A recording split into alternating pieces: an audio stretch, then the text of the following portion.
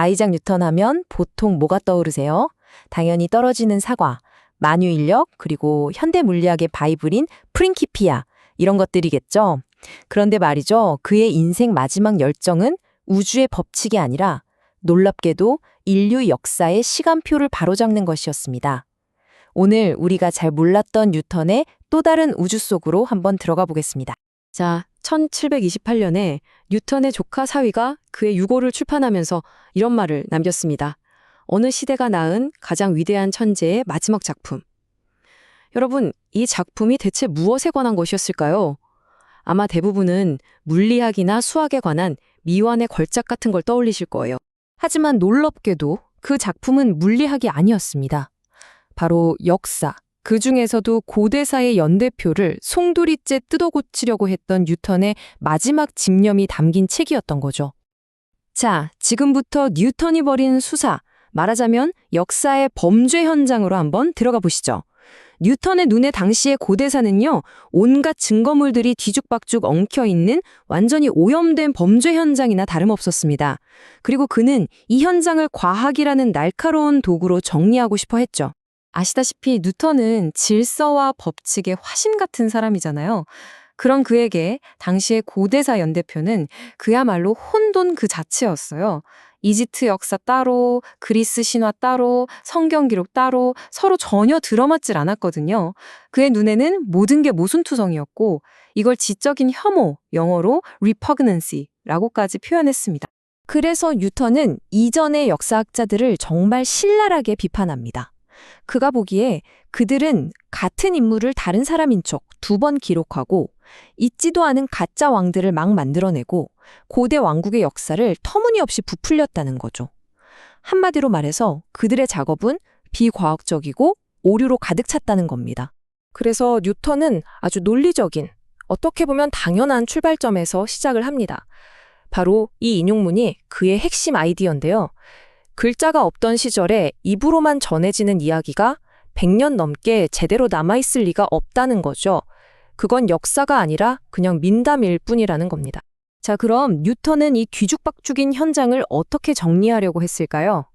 이 물리학의 거장이요, 역서학이라는 새로운 문제에 자기만의 과학적 도구 상자를 딱 꺼내 든 겁니다. 바로 이 지점이 정말 흥미로운데요. 뉴턴한테 역사는 그냥 옛날 이야기가 아니었던 거예요. 뭐랄까, 올바른 도구만 있으면 풀 수 있는 하나의 거대한 데이터 문제로 본 거죠. 그의 첫 번째 도구는 바로 수학이었습니다. 좀 더 정확히 말하면 통계 분석이었죠. 그는 왕들의 재위 기간에 주목했어요. 보세요. 뉴턴은 그냥 주장만 한 게 아니라 실제 데이터로 이걸 증명해 보입니다. 그는 유다, 이스라엘부터 영국과 프랑스까지 기록이 명확한 왕들의 재위 기간을 싹 다 분석했어요. 그 결과가 어땠을까요? 왕 한 명은 평균적으로 18년에서 22년 정도 다스린다는 일관된 패턴이 보였다는 겁니다. 이게 뭘 의미하겠어요? 고대 연대표에 나오는 막 수십 년씩 통치했다는 기록들은 부풀려졌다는 강력한 증거가 되는 거죠. 그의 두 번째 도구는 통계가 아니라 순수한 논리였습니다. 그는 역사를 2가지로 명확히 구분하는 아주 간단하면서도 강력한 규칙을 적용했는데요.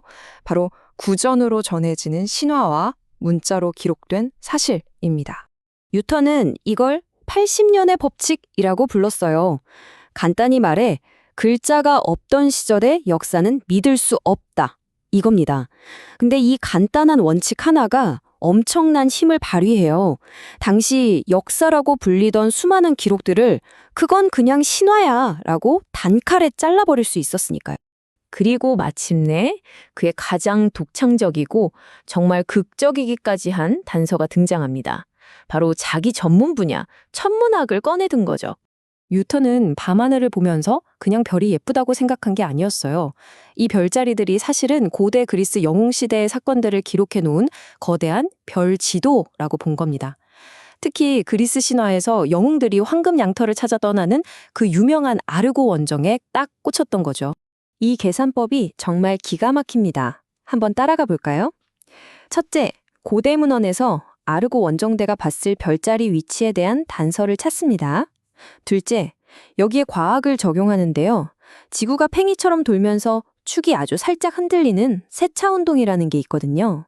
셋째, 이 운동 때문에 수백, 수천 년이 지나면 우리가 보는 별의 위치가 아주 조금씩 바뀌게 됩니다. 자, 마지막으로 이걸 역으로 계산하면 마치 타임머신을 탄 것처럼 별들의 위치를 과거로 되돌려서 아르고 원정대가 배를 띄운 바로 그 시점을 정확히 집어낼 수 있다는 겁니다.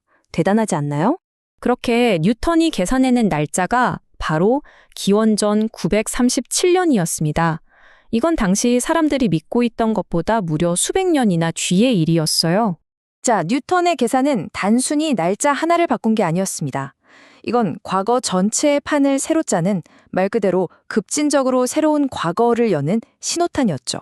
그러니까 사건 하나 날짜만 고친 게 아니고요. 이 아르고 원정을 기준점, 앵커로 삼아서 고대 세계의 모든 주요 사건 연대표를 그냥 확 압축시켜 버린 겁니다. 이 표를 보시면 그 변화가 얼마나 엄청난지 한눈에 들어오죠. 트로이 전쟁은 거의 300년, 로마 건국도 100년 이상 우리 쪽으로 가까워졌습니다. 고대의 자옥한 안개를 걷어내고 역사를 우리 쪽으로 확 끌어당긴 거나 마찬가지예요. 자, 그렇다면 과학으로 역사를 재단하려 했던 이 기묘하면서도 정말 위대한 프로젝트에 대해 우리는 어떤 최종 평결을 내릴 수 있을까요? 결론부터 말씀드리면요. 그의 물리학과 달리 이 역사 연구는 현대 주류 학계에서는 받아들여지지 않습니다. 안타깝게도 그의 계산과 가정에 오류가 있었던 걸로 밝혀졌거든요. 하지만 그렇다고 해서 이 작업이 아무 의미가 없는 건 절대 아닙니다. 오늘날 이 책이 중요한 이유는요, 그 내용이 정확해서가 아니라 뉴턴이라는 천재의 머릿속이 어떻게 돌아가는지를 정말 적나라하게 보여주는 심오한 창문 역할을 하기 때문입니다. 이 인용문이 모든 걸 설명해 주는 것 같아요. 뉴턴에게 이 모든 건 하늘의 행성이 움직이는 법칙부터 땅 위의 인간 역사까지 이 우주 만물을 지배하는 단 하나의 통일된 진리를 찾으려는 아주 겸손하고 합리적인 시도였던 겁니다. 그래서 마지막으로 이런 질문을 던져보게 됩니다. 인류 역사상 가장 위대한 과학자가 해결 불가능해 보이는 문제에 도전할 때 과연 어떤 일이 벌어질까요? 아마도 우리는 거기서 인간 지성의 위대한 야망과 그 명백한 한계를 동시에 보게 되는 게 아닐까 싶습니다.